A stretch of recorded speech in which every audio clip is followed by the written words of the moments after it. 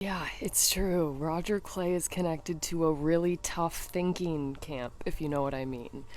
Here is part 4 of To Catch a Creep.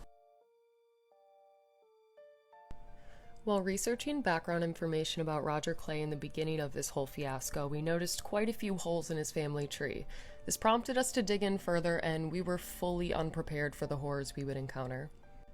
Rodger Cleye is the uncle of Austin Russell. Austin Russell is the CEO of Luminar Technologies and was named the youngest self-made billionaire by Forbes after taking the company public in 2020. He is now at the center of his own actively unfolding scandal, with his current attempt to purchase Forbes under intense scrutiny due to some classic Peter Thiel ties and national security concerns.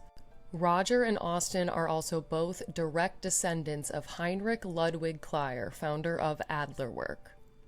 Rodger's dad, Rudy Cleye, submitted his U.S. petition for naturalization in 1960, noting his given name as Heinrich Wilhelm Kleyer and birthplace as Frankfurt, although a Social Security application in 1951 notes his birthplace as Amsterdam and name as Rudolph William Cleye. In that petition, he also notes that he has a child named Ramona that was born in California in 1954 and currently resides in Frankfurt, although the document also states that he himself did not make his lawful admission for permanent residence until 1959. I don't know. Ramona Kleyer eventually arrived in the U.S. by boat from Germany in 1960 with Tia Kleyer, who was the wife of Robert Kleyer. Robert was the nephew and an employee of Heinrich. There are suspiciously few public records available for any of the children of Heinrich Kleyer under their legal names after World War II, besides the 2 Brazilian immigration cards for Ermengarde Kleyer in 1939 and Gertrude Denker Kleyer in 1958. We did, however, find a bunch of suspicious aliases that we connected to the family that seem to follow a well-documented route line. Heinrich passed away in 1932, but members of his immediate family, like Robert, his nephew, and Otto and Erwin, his sons, continued his, quote, legacy and remained very involved in the family business at Adlerwerke. What is Adlerwerke? Adlerwerke, as described in the current version of its Wikipedia article, was a, quote, German aircraft manufacturer established by Heinrich Kleyer in Frankfurt in 1934, and it, quote, was also known as an automobile manufacturer producing cars under the Adler name from 1899 to 1945.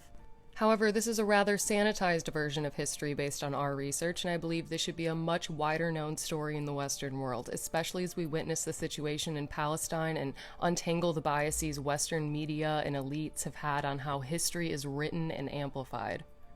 The following is a more thorough and lesser known description of the company's activities during World War I and II, and is translated below from the LAZR Initiative Against Forgetting. The largest bicycle company in the German Empire became Frankfurt's largest armaments factory during the First World War.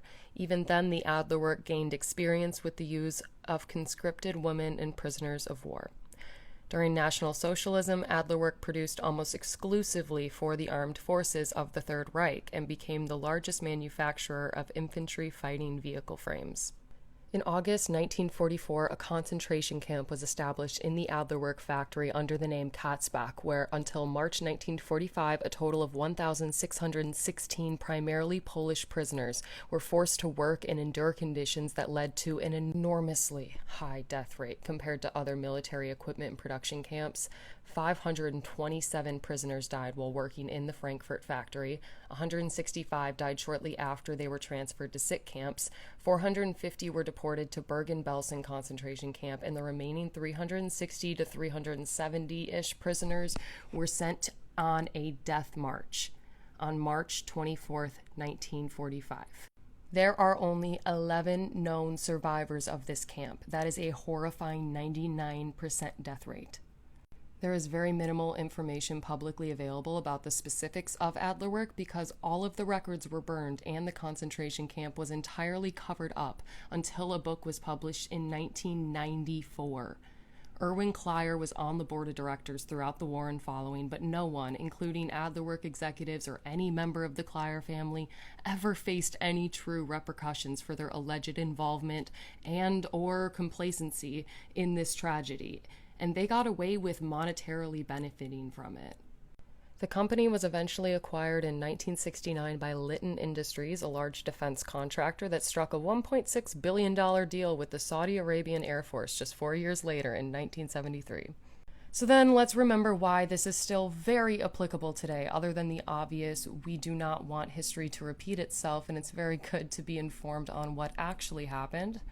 But then also because some of the most powerful and nefariously minded individuals wreaking havoc on our current world, like Austin Russell, Peter Thiel, and even little old Rodger Cleye, they're all alleged descendants of this family or their close associates, and they're able to retain immense amounts of wealth and nefarious influence due to the power their family wrongfully acquired. While we are not inherently responsible for the actions of our family members, it is becoming abundantly clear that this is not a case of one bad egg, and that this ideology embodied historically was passed down and acted upon by their descendants in a way that has significantly harmed and may continue to harm many innocent people.